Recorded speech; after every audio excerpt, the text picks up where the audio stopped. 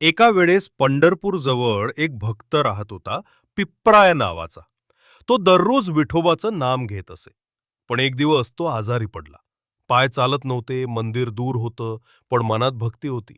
त्यानं मनातच प्रार्थना केली, विठोबा तूच ये आता, दर्शन द्या मला.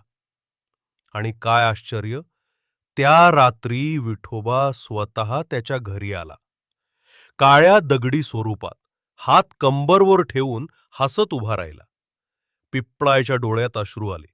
त्याने विचारलं, माझ्यासारख्या साध्या माणसासाठी का आलात? विठोबा हसून म्हणाला, जेव्हा प्रेम खरं असतं तेव्हा देव चालतही येतो. ही कथा नाही, हे श्रद्धेचं शक्तिमान उत्तर आहे.